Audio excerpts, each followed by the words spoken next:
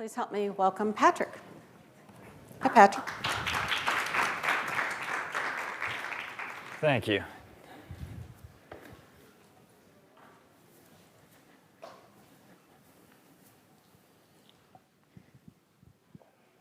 There we go. Gonna need that. Yep.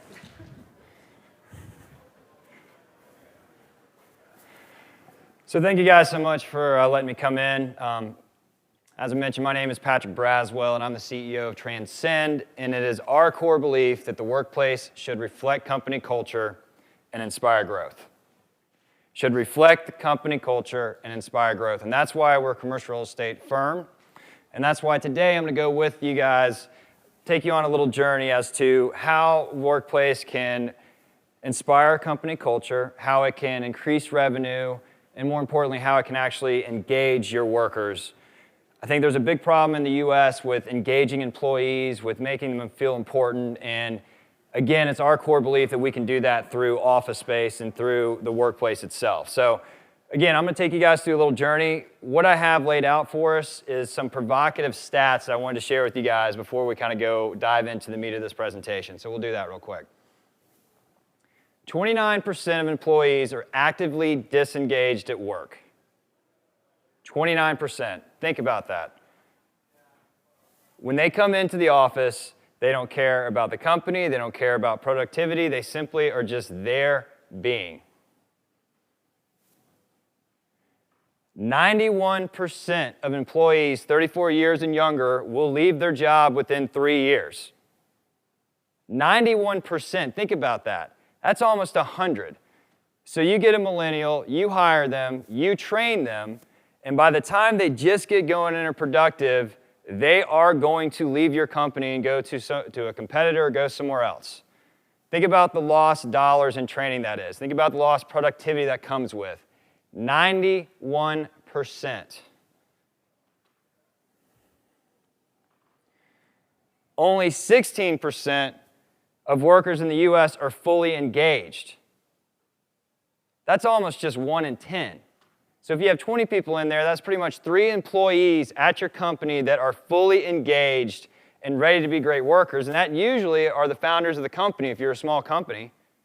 16% of workers are fully engaged. That means they come in the office every day, they're ready to work, they're ready to be inspired, and they're ready to drive your company forward. 11 billion. 11 billion is lost every year due to employee turnover. So again, we go back to what we talked about earlier. 91% of employees that are 34 years and younger will leave. This attributes to the 11 billion that's lost every year due to employee turnover. Think about that. That is an astounding number. This is one of my favorites. Companies with engaged employees will outperform their competition by 147% earnings per share. So we're talking about public companies here, but I think you get the picture. If you can somehow engage your employees with what they're doing every day, you will outperform your competition. There is no doubt about it. It will happen, and this is the statistics to prove it. So it kind of goes with what the question is. How do you engage them? And again, we'll talk about it a little bit further, but the workplace, the office space, is a great way to keep your employees engaged. Raise their hand if they've seen this. Culture eats strategy for breakfast. Any great entrepreneur will tell you this. Transcend's my 3rd company, and I can, without a doubt, tell you that culture every day will outperform strategy. Give me a company with great culture, and we'll figure out the strategy to make it work. We're starting to get to why we really care about office space. 90,000 hours are spent in a lifetime at work. That's more than at your home. That's more than doing your favorite hobby. You will spend the majority of your life at work. And for most of us, that means the majority of our life is spent in their office space. Think about the tool that you can use that can engage your employees, make them happy, make them satisfied, grow your business, increase revenue. 90,000 hours. So, Simon Sinek, why is he up here? He's a great speaker. We've probably all seen him in TED, and he truly talks about start with the why. So I'm going to share with you real quick why Transcend. What did we start with when we started with the why? And it comes back to we believe that the workplace should reflect company culture and inspire growth. Those stats I just shared with you are our why. 91% will leave within 3 years. 16% are fully engaged. 90,000 hours are spent at the workplace. 11 billion is lost in unproductive workers and them leaving in the turnover. Those are shocking stats that no one seems to care about and truly reflect on. And again, it's our belief that the office space is a great way and a great tool to combat that. So I'm going to share with you some of the proverbial wisdom that's out there for office space right now and what we have actually seen over the last year and truly studying the data with our own clients. But all we hear about now is we got to engage the millennials. We got to engage the millennials. It's all about the millennials. How do we get them to love work? Raise your hand in here if you're a millennial. So about half the room.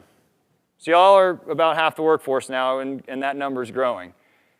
Everyone is telling companies, especially big corporations, to engage millennials, you have to have open office space. It's an open environment. It's got to be cool. It's got to look something like this. A lot of natural light, a lot of glass. You got to have the cool community areas to sit down, to share a cup of coffee, to hang out, to be cool. These are things that millennials want. Generation X, baby boomers just have to live with. The data that we have seen tells us a different story, but this is what commercial real estate brokers, architects, whomever that deals with office space is telling us that we have to have. You got to have the whiteboards. You got to have the chalkboard. You got to have these things to truly inspire ideas. And these things aren't bad. I love this stuff. You should see our Transcend office. We have whiteboards all over the place. But what I'm telling you is I know that people are missing the boat when it comes to how to truly take an office space, the work environment, to inspire the company culture. So what have we seen? And we're kind of diving into this.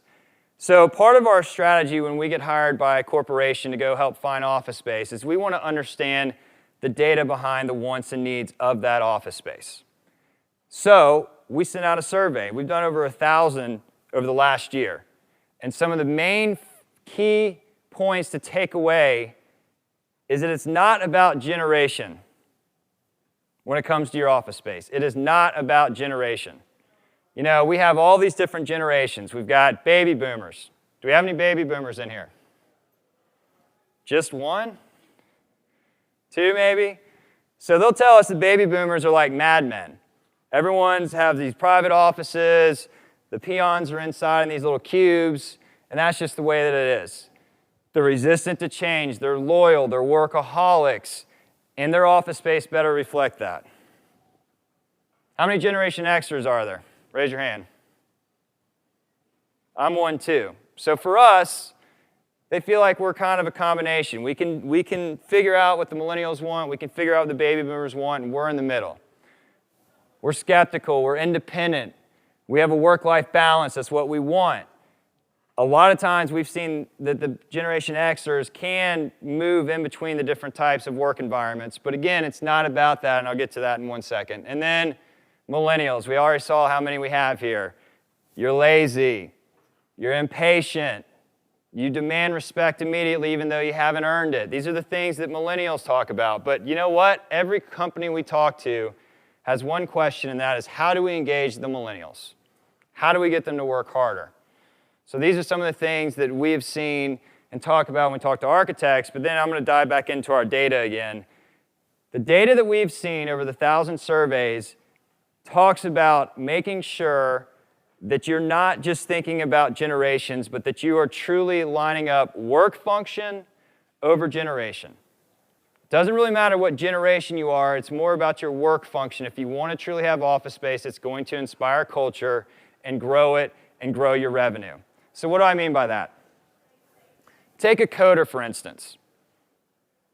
A coder can be a baby boomer, a Generation X, or a millennial. But given their job function, they do want to sit in a bench seating in a row, dark lights, because it's quiet. They're all coding. They got their headphones on. But the function of their job is to sit there and say, okay, I've got an issue with this line of code. How do I fix it? They want to be able to just turn their screen over, let the guy sitting next to him or girl sitting next to him look at that code and fix it. So they want the community, they want the open environment, but they've got their headphones on, so it's still quiet. And it doesn't matter. We've seen the research, over 1,000 surveys over the last year, that it does not matter if they're a Generation X or they're a millennial. It's about the work. It's about the job function. Take a sales rep, for example. Baby boomer, Generation X, millennial. They're on the phone all the time.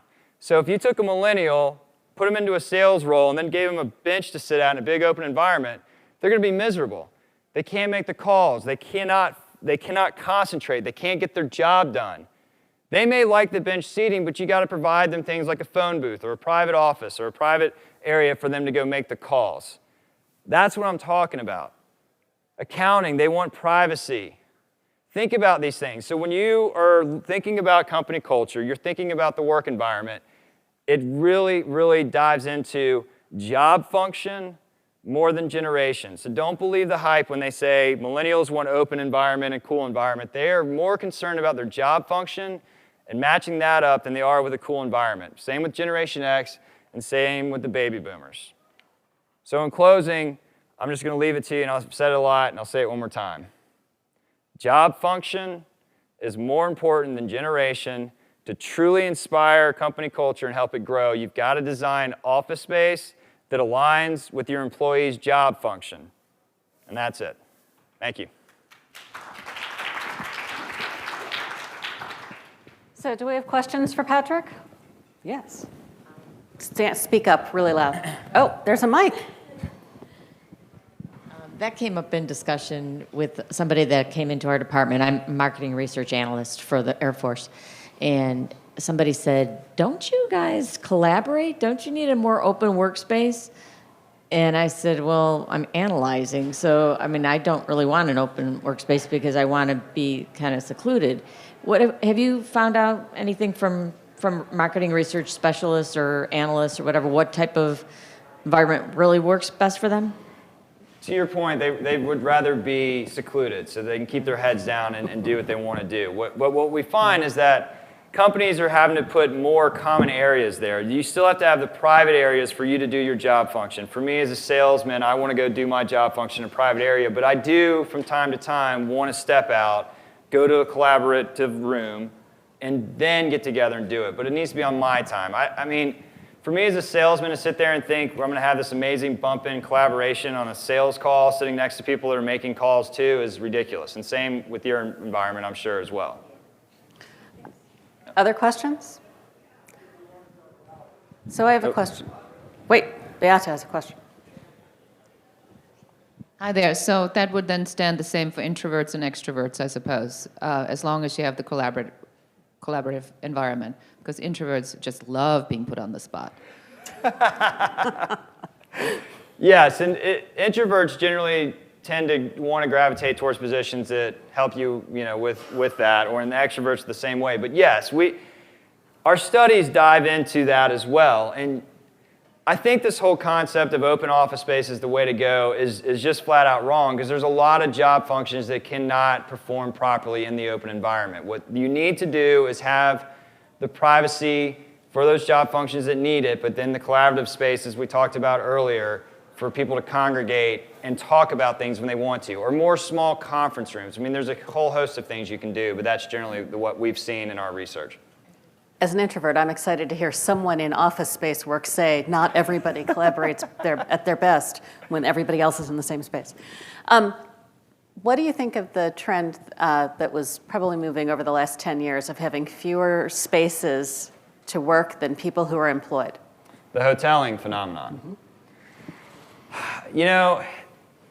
It can work in different types of environments. I think one environment is consulting, when you have a lot of consultants that are out on the road, so that you're not going to have that designated area for yourself. But what we have found is that people sometimes tend to lose a sense of self when they don't have a home base to go and sit down.